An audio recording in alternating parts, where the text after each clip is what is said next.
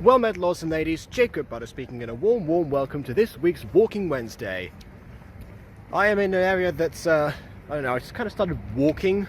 Well, I know I do that every week, but, you know, this particular time is because I was trying to record something in the voice audio booth again, over in the place that shall not be named because internet. But, yeah, I just thought, okay, I'm going to walk in this direction, because that was an utter failure, basically. So I essentially spent 20 minutes in that room for nothing. But oh well. That is but a small failure in what has otherwise been, honestly, one of the best weeks I've had in a long time, genuinely. And I think I should tell everyone in inverse order, because, yeah, it's like one of those things where the week started off super amazing, and it trailed off into great, but, you know, like the big highlights are towards the beginning. So in inverse order, starting with today, we had a meeting just before the whole voice audio booth thing. We had a meeting about the festival, actually, that we're supposed to be doing as the university students that we are.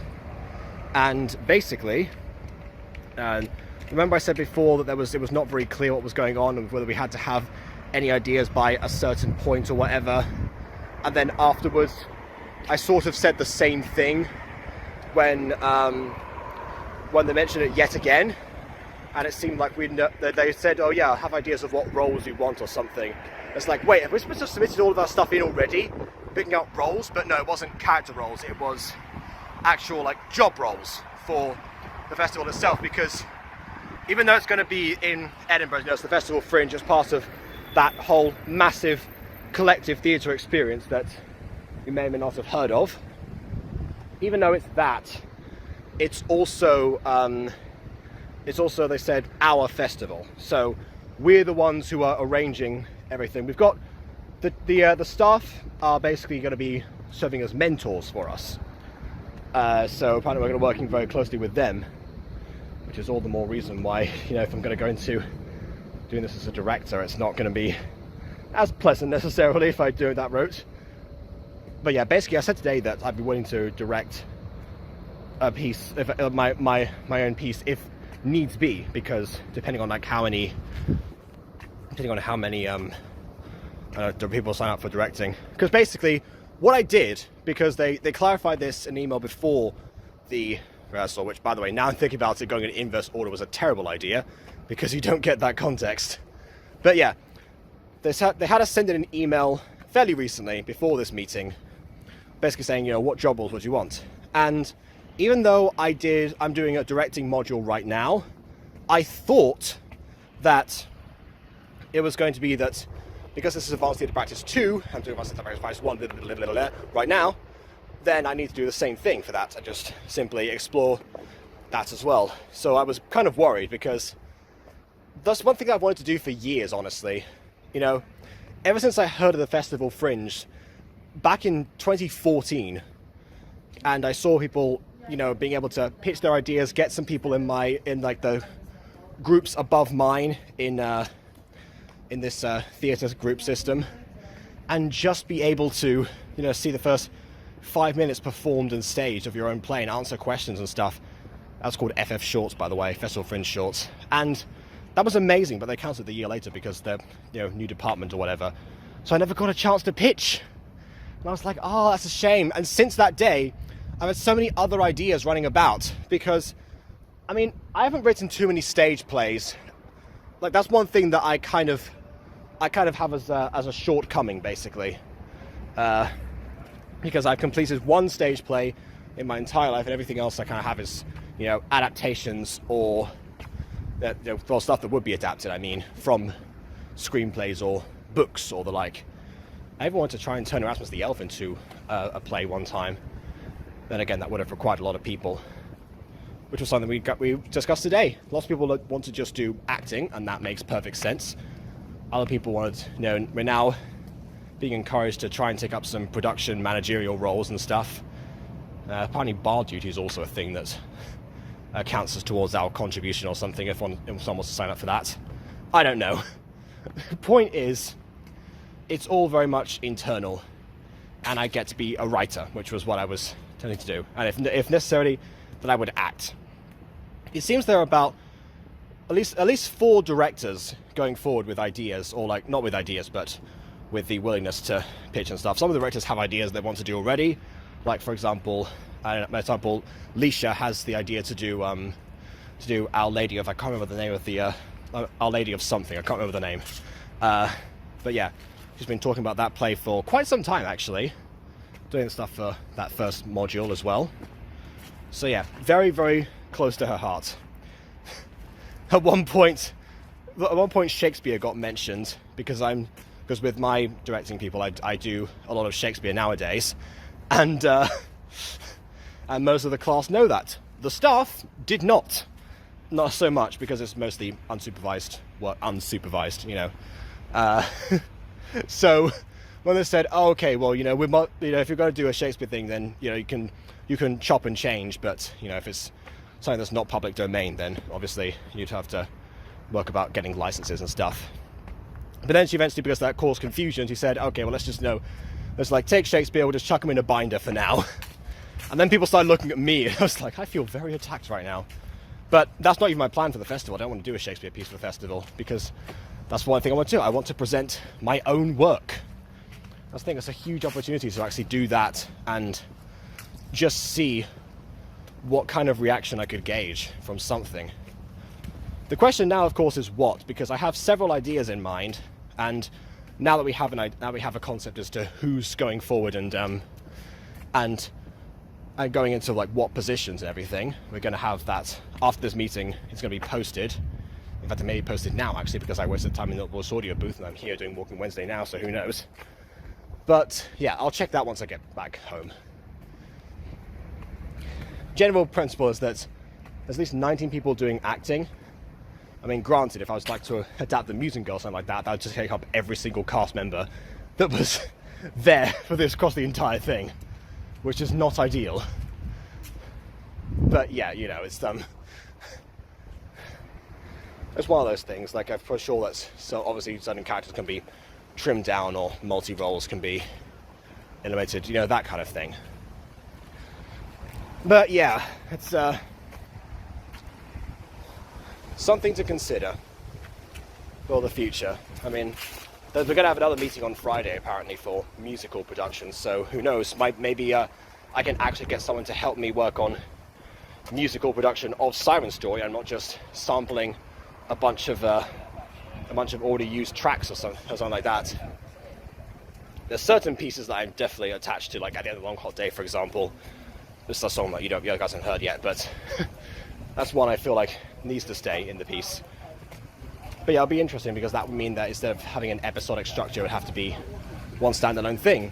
Because we're actually able to do a full length thing this time. We're not confined to, I don't know, 30 minutes, 5, 10 minutes, whatever. We can actually properly plan this stuff, plot out everything, and, you know, rehearse a full piece. And that's amazing because you don't get that often. Like, even in like creative writing as well, that's the thing in first year.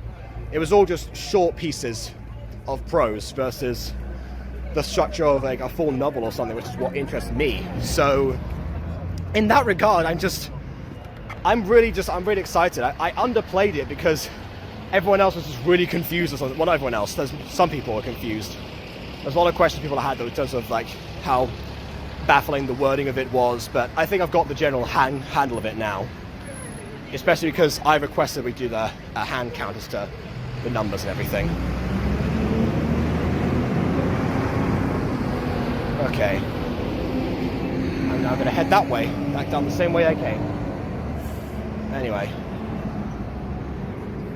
So yeah, that was today, basically. Yesterday was also a great day. Again, kind of has the theme this week, basically. And so it starts off with presentation, and once again the presentation classes tend to keep getting better and better. Maybe this one's kind of like on the same level as last week, but I mean at least I didn't massively fail in terms of, you know, presenting that or presenting anything. Actually, we didn't present at all this week. What we did was we watched one of the most viewed TED Talks in the world, where without like any slides or anything like that, which is Ken Robinson's one on education.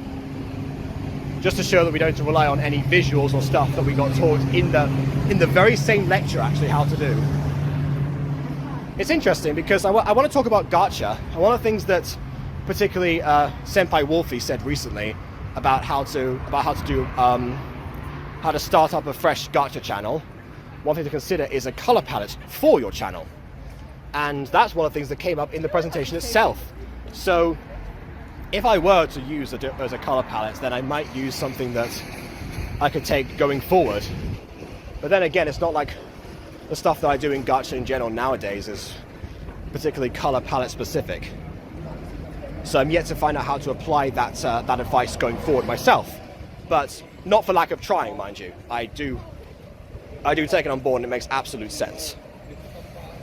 But yeah, I found that all it's weird because the lecture and seminar were contradicting each other in terms of what to have, but they're both equally valid. That's the thing. It's whatever you want to do. Unfortunately, because of the whole issue with Microsoft Office that I have, accessing PowerPoint is from home at least is sometimes a little bit too off. So I might have to go to the library and do stuff like that if I wanted to use PowerPoint specifically. But I think I have other ideas for visuals. I started concocting other plans I could do for that presentation. But I just need to plot it down because, I mean, even though we're going to have Director Study Week next week, and I thought it was when we were actually being assessed or something, I started by panicking about the whole aspect of presentation. I can't remember now when we're doing it actually. It might be December. But yeah, again, I will check once I get back home. But yes, it's weird because I didn't have time this week, really. I didn't give myself time, actually, to organise anything with people about presenting our own stuff and really getting extra bits of feedback for ourselves before the assessment, which is something that we can't really do because, again, last week they said that's not what it's for. We just have the tutors for that.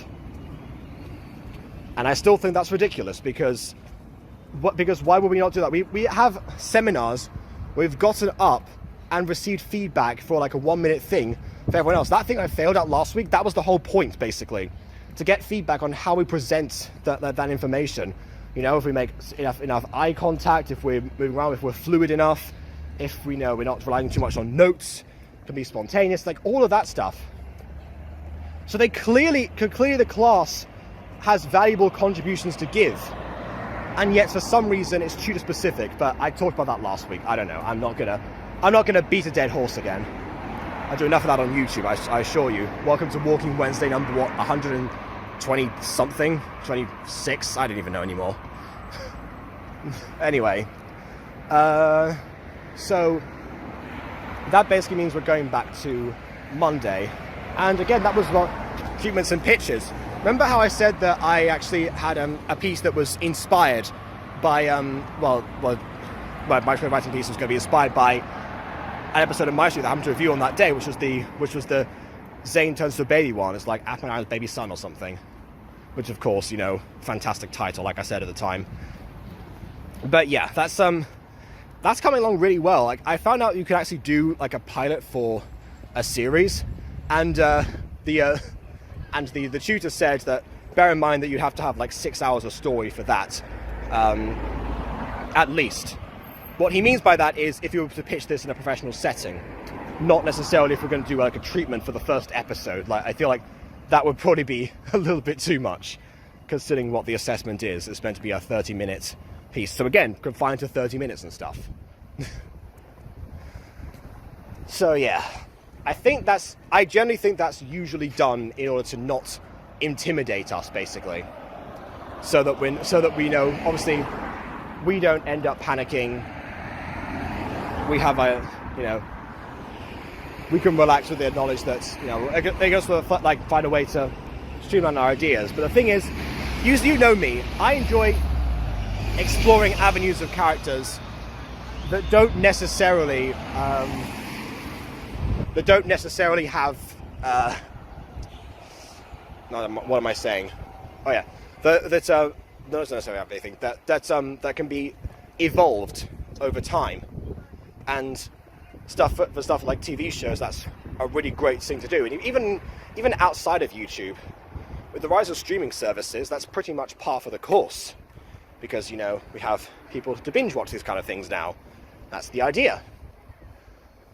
But yeah, I'm very excited. And I got to talk to somebody new, actually. I don't know I'm not going to mention his name because I didn't really talk to him about that. He's not in the drama department, so who knows how his levels of confidence being discussed would be. But yeah, let's just say, I don't know, let's just call him Brian for now. So yeah, Brian he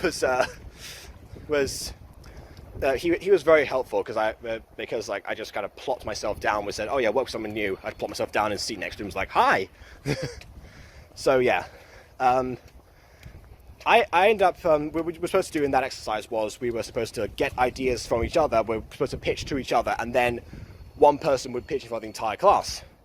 I, of course, thought that meant that everyone would be pitching everyone's ideas in order so that everyone can get an idea of how to get their things read out loud, and also find out how to pitch an idea that's not necessarily yours, which is apparently an actual profession that people do. Like in Hollywood, they have people that get paid to pitch ideas. So yeah, turns out that was not the case, and once again I was one of the few people who signed up for that. And Brian's idea wasn't like fully developed yet. He didn't have like a full beginning, middle and end. He had a strong beginning basically, so what I did was I just basically treated it like a trailer or something, like immerse people into it. And yeah, so I redeemed myself for last week's utter disaster, I hope. It wasn't even in the same module, but I digress. Yeah, again, it's one of those things. Very, very fun to do, and apparently it was very useful for Brian to hear his idea. And also, Brian gave me stuff that, even though he didn't end up pitching mine to the class, what he did was, once I found out there could be a pilot, he talked through some certain ideas that could happen for like future hijinks, because obviously, you know, man turns to baby, gets raised by best friend is a strong comedy premise, so lots of hijinks could occur from that. That's kind of what I thought initially, basically. That's like, it was a good idea for a sitcom. Like that whole setup of the episode, if it hadn't concluded there and then, that could have, in of itself, been a whole massive arc in My Street, or just something else entirely, if it didn't have the My Street characters' names attached to it, which is what I intend to do right now. So once again, thank you, AFMAL. You continue to inspire. Of course. Okay, so yeah, that takes me back to the weekend, which yeah, the weekend was Halloween. All I really did was you know, for Halloween specifically was play Bed Wars. Like again, yeah, the weekend itself was wrought with relaxation, but also distraction. Because now I'm gonna get. Oh great, we're concluding the time slot. Basically, I'm gonna have to go into two parts for this and edit them together. But now we go into the main event, the one you probably saw in the title of this episode that I haven't mentioned yet. I just pulled a full Jake Paul on everyone and just kind of strung you lot along. But yeah, maybe I'll put a timestamp or something, just in case people want to actually, you know, go ahead and hear the good stuff, like the really good stuff, like the really, really, really, really, really good stuff. So Saturday and Sunday were kind of just, you know, the build-off and the trail-off from Friday. Friday was, you know, the 29th was the, again, one of the best days I've had in a long, long time. And that started off, I mean, again, I can't really talk about the directing stuff, but again, no one cares about that. What they care about is what happened afterwards. There were three things that happened on that day. And one of them was the bunker storytelling, which I got someone's ticket because, you know, they were sick, so I decided to well, that was actually he said it could be mentioned, so yeah, Lee gave me his ticket because he had COVID, so yeah, I would have gone another day if it weren't for that, but you know, he transmitted that over, so essentially I got a free ticket. But yeah, thank you, Lee, and you know, I hope to see you soon because you haven't been around for a while. I really hope that you're doing well. But yeah, so I got to go to the bunker in his stead. It's not an actual bunker. It was like a room, subterranean room, framed like an Egyptian pyramid. And there we listened to 4 storytellers telling 6 total stories, I think. Yeah. That was from a group called Winging It Impro, or is it Wing It or Winging It Impro? One of the two. I might put them in the description if I remember when I get back. Again, we'll see. But yeah, so that's what happened. I was there. I didn't know if we were going to have a Halloween costume thing or not. So I went, because of the pyramid, I went to Howard Carter, the guy who led the excavation of Tutankhamun, and apparently my directing tutor, who's also the head of Wing It / Wing It Impro, one of the two, link in the description, and he basically, I'm going to go this way because it's got much less noise. Okay, so he apparently got it when we talked about this on Tuesday. But yeah, everyone else was like, okay, I learn something new every day, something like that. Yeah, or around me, because yeah, I was there with Alicia, and her family was there too. So yeah, we kind of got seats with each other and everything. And but yeah, that was really fun. There's some stories where I was like, okay, people need to know anyone over here in Buttercore and who follows the Mutant Girl for some time, particularly, will enjoy the fact that there was a reference to Sisyphus, and there was in that same story there was a massive hill that was being climbed that seemed almost infinite. Very much on brand there, even though Sisyphus got one mention, basically as the name of a Greek restaurant. I thought it was a cool Easter egg. Anywho, I won't go too much detail about that, but yeah, I think I'm gonna end up running out of time soon. So if there's like a jump cut somewhere, then basically we'll carry this on in part 2. I did delete some videos from my memory on here, so hopefully that would have freed up a little bit more space. I'm not really sure how that works because it has to record stuff otherwise, but yeah, I don't even know. Anyway, to move on, after that, I actually read something with Aiden, now I think about it. We did a review of the first episode of Murder Drones, which now I think about it, it's going to come soon. Yep, maximum size has occurred. So now we're on to the second part of this. I'm going to have to render this out separately, but this is important. I want to give everyone the full scope of the week. And also, I saved the best for last. So after that review was a stream. And after that stream, I actually had a date. Yeah. Some people who have seen the streams that I've done since that day, since Friday, will know that was a very successful date in many ways, including the fact that the person who was in that date is now my girlfriend. So yeah, we're actually announcing that. So yes, I have a girlfriend now, and she has a boyfriend who is me, and that would be Monet. I don't know if we mentioned.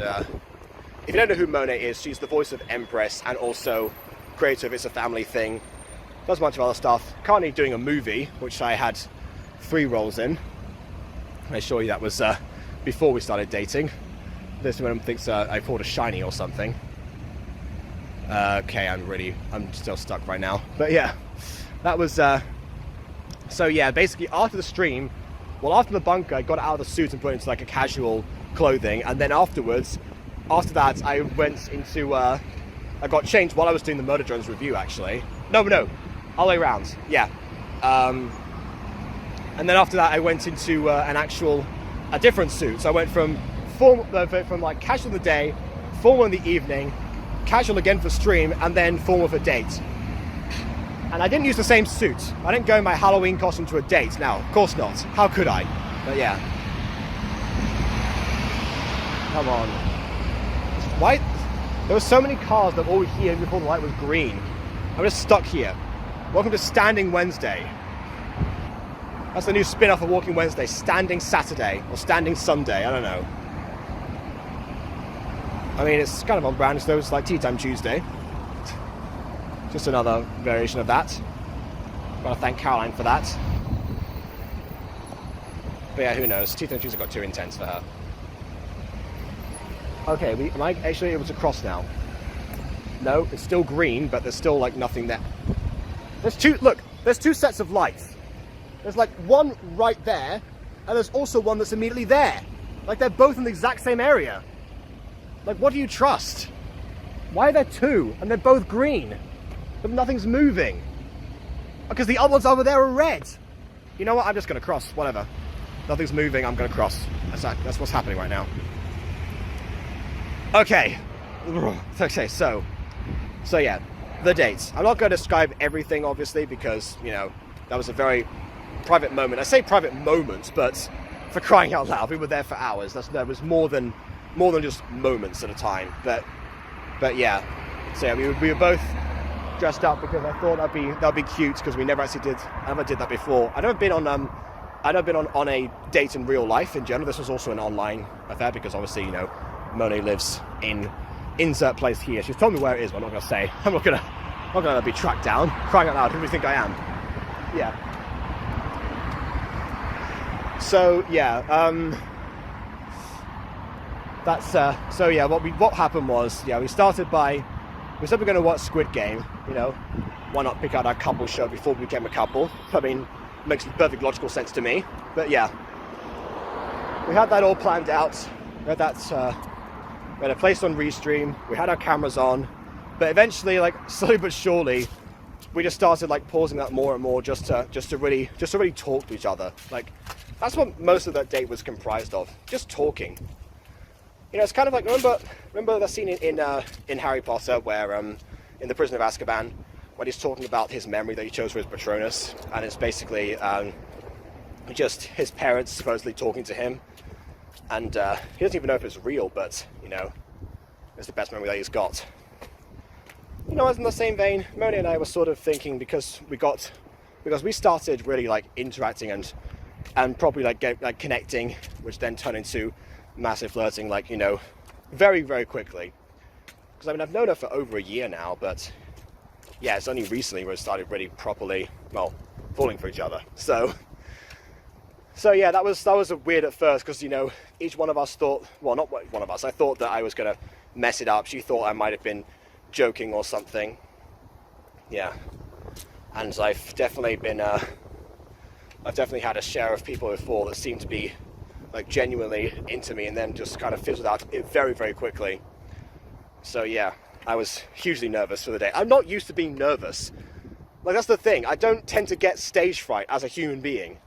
Like the idea of like hands shaking or like body agitation or something, palms being sweaty, knees weak, arms being heavy, vomiting my sweat already, mum spaghetti, like that's just all new to me usually.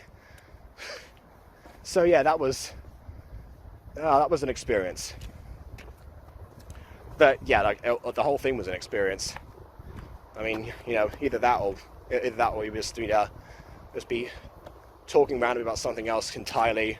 Had this episode paused like on halfway for a long time. We even think of calling it quits because the first half wasn't too appealing to her at first. But then I was like, no, we're gonna give this a full shot. We're gonna carry this on. But yeah, we spent time just staring into our cameras. Just looking into each other's eyes and faces and everything. Well, I say eyes, but glasses. So not my glasses, but yeah. That's too much information, maybe. That's my only detail I'll give about Moni's appearance because, she hasn't done a proper face reveal online. But yeah, he just mentioned it because this was funny, the whole idea of like her glasses being too reflective to see her eyes or something. We can get some sort of sense. Anyway, yeah, point is we just, that's kind of what we gotta do afterwards. Like if we have our webcam on or something like that, we'll just be there, looking at each other and then suddenly we'll just be completely zoned out out of nowhere. Like she asked me if that was normal and I was like, God no, it's not normal, but I don't care. Anyway,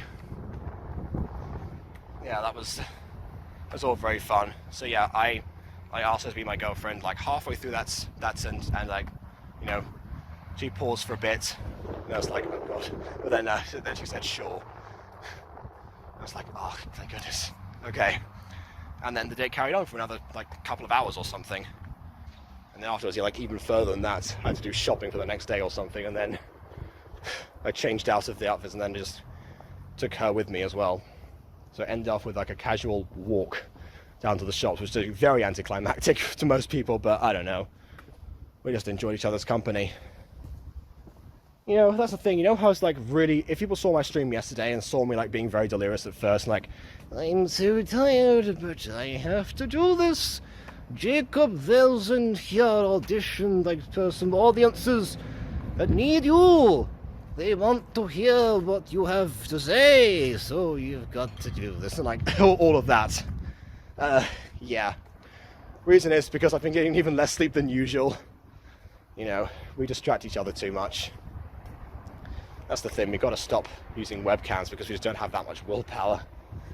I don't know. It's just one of those things. Yeah, I'm very, very happy. And by the looks of things, so is she. But yeah, I don't know why it sort of worked out that way, but if I've learned anything is that out of nowhere, suddenly flirting and using, you know, words being very rascals and all of that stuff that Shakespeare said can really lead into a dark tunnel that I'm now in. I don't know. Anywho, let's see. Yeah, but it could just, you know, lead into something entirely new.